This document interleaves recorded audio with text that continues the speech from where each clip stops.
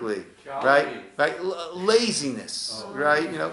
Heaviness, right? So the blood is my energy, right? My zealousness, my movement, and fat represents my inactivity, my sluggishness, my staying back, right? Now, when it comes to our service, to serving God as Jews, we need to utilize both of those aspects. We need to utilize the blood, and we need to utilize the fat. So when should we utilize the blood, so to speak, and when should we utilize the fat? What would you guys say? I think desire and the action both. Yeah, the motivation to get going. Okay, so there are certain things where we need, right, the positive acts, where we need to utilize the blood, the energy, and say, come on, let's go. We need to push ourselves, we need to energize ourselves, we need to go ahead and do it. And sometimes hold ourselves back. And there are times where we need to just hold ourselves back. How many times is there something that we're so tempted to say, and we realize that as tempted as we are to say it, once we say it, right, we're going to regret it. You say, before you say it, you own it. After you say it, it owns you. So that is the symbolism. Yes, so we have, the sacrifice has the fats and it has the blood. And in our lives, there are times we have to recognize time to, hit the gas pedal, straight, go ahead, right? Take that step, right? I won't say a leap of faith, but push ourselves to do something that might appear to be beyond what I really can do, right? And that's what we spoke about, what we began with the Shekhinah, the divine presence there, when we involve ourselves, right? But there are times also, right? The Mishkan was Eila Pekudei HaMishkan. These are the countings of the Mishkan. That came to correct for Eila Elohecha Yisroel, Torah Chaim says. That was the sin of the golden calf, right? There are times that we're energized to move forward and we need to hold ourselves back. There are times that we feel sluggish about doing something and we need to energize ourselves to go ahead and do it. And only by energizing ourselves do we have that Hashrat HaShechina, do we have that divine providence that is there with us. But the Karbanot teach us each one has its place. Each one has its role. I'll just end. We said before that there's a teaching that a person should say, Bishvili Nivra Olam, obligated to say, right? For me the world was created. And also there are other psukim that we say, Anochi Afar Ve'efer, who am I? What am I? I'm nothing but dirt. I'm a nobody. So the Bali Musar, the ethicists say that a person needs to have both of those pieces of paper in his pocket. One that says the world's created for me, right? And the key in life is knowing which one to pull out when, right? Someone comes to you for help, right? Who am I? I'm nothing. That's the wrong paper, right? That's when you pull out, right? I can help this person. That's what I'm here to do, right? Other times we need to say, right, there's someone else who can handle it. It doesn't have to be all about me. I don't have to be the man and the person in the spotlight all the time. Someone else is doing a great job? Great. Let me play a supportive role, right? In life, it's deciding which one to pull out. Yes, Rachel? What are the conditions, what conditions have to be met for the third temple to be rebuilt? And will there be animal sacrifices? Is there any need in this time and age for animal sacrifices? Okay.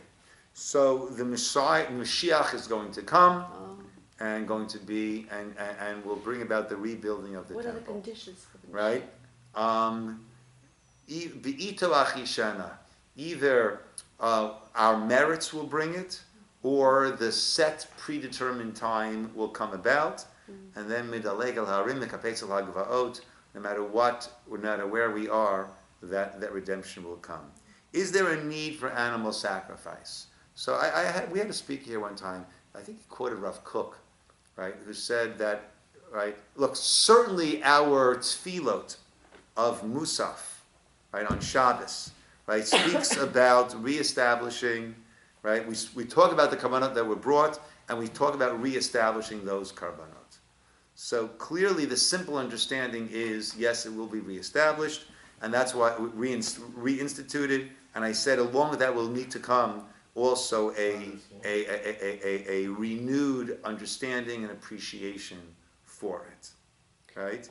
Now, I heard, he quoted Rav Kook that it will not be animal sacrifice, it will only be, like vegan sacrifices, or, things that grow from the ground, right? To me, I don't understand that, meaning God doesn't need anything, right? So if he, if it's past the point of that, of needing, so then I'm not sure why we would draw the line over there, right? Besides just trying to align ourselves with what we call modern sensitivities. So I don't know about that, but clearly the simple understanding is that yes, it will be reinstated. Why do we need that?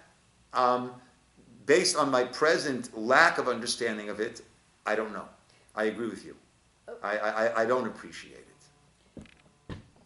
Well, if you said that the temple will be when Mashiach comes. Mashiach may come if we deserve it, or when time is meant Right. for him. The Pasuk What says, if he comes at the time which he set himself, I'm coming this year, and he says that we all don't deserve.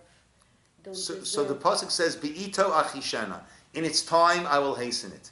So is it in its time, or will it be hastened? One or the other. So the Gemara explains, if we are worthy, then achishena, then it will be hastened.